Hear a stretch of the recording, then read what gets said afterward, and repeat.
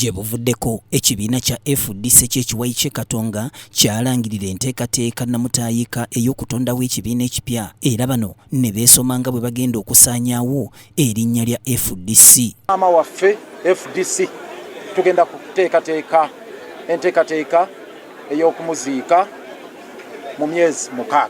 Inna lillahi wa inna ilaihi raaji'uun.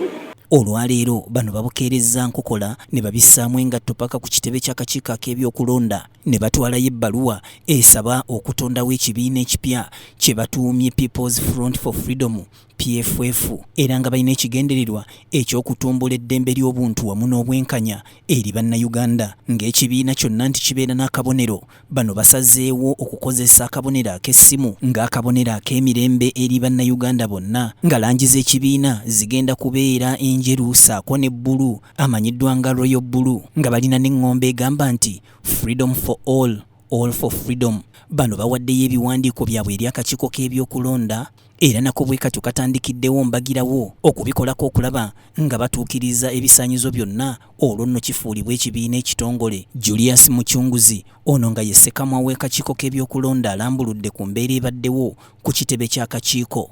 Ate nga bwe mumanyi etteeka lino lye bayita Political Parties and Organizations Act liwa eddembe buli munnayuganda alina ebisaanyizo okutondawo ekibiina ky'ebyobufuzi okubeera mu kibiina ky'ayagala nga bagendera ku tteeka eririwo eryakolebwa lye bayita Political Parties and Organizations Act. So ekibaddewo leero group eyeze neeta ebbaluwa yaayo nga bwe kirambikibwa mu tteeka. Tubalagiridde bwe balina okugenda waliwo office awo bagiyita registry amabbaluwa gonna gajja mu commission wegagenda ne tugafuna ne bagateekako sitampu ne gagenda we galina okugenda era ebbaluwa eyeze bagitte mu registry awo. Ebbaluwa ejagenda mu kakiiko, akakiiko kajja kubaddamu okusinziira nga etteeka bwe liragira ate ne babanyonyera ekiddako. Mucunguzi agambye nti ebbaluwa eno egenda kwekenneenyezebwa akakiiko k'ebyokulonda oluvannyuma bababuulire ekiddako. Tetubadde bbanga ebbaluwa bakagireeta kati akakiiko kajja giraba mu mateeka kalabe bye basaba oba byebyo oba bye bateeseeko bituufu oba si bituufu oba beetaaga okunnyonnyola bwe okola ki okuwabula bwe banaamala akakiiko kajja kubaddamu kabategeeze ki ekiddako. Naye process muteeka egamba bwanga bamaze okubajjako akawuwo ne bagamba kale mugende munoonye emikono okutalaga eggwanga nga munoonye emikono egyetaagisibwa mu tteeka. Process eyo yonna ebanga erina okuggwera mu myezi 6. Naye ekyo tetunakituukako kuba ebbaluwa bakagireeta kati n'akakiiko tekanagifuna official. Okay, etuuse wano mu registry bagenda gitwala mu kakiiko, akakiiko kajja kutuula kalabe biki bye bawandiise kabaddemu mu ngeri gye bawandiise. Bannakibiina kino ekijja ekiri mu nteekateeka nga bakulembeddwamu ssaabakunzi waabwe Ingrid Turinawe babuukudde. Tewakyali kulanga kulala era tewabeerawo ebibuuzo ebirala.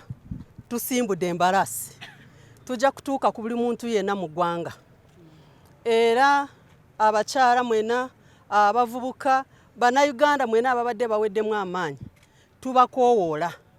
Tulina platform empya gye tuleese ye People's Front for Freedom era we are the Freedom Party.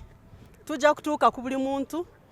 Nze nga national mobilizer by experience omuntu yenna mu district yenna gwe naaweereza kaadi eri gyentayagala kwogerako kati nja kumutuukako nga muleetera kaadi empya.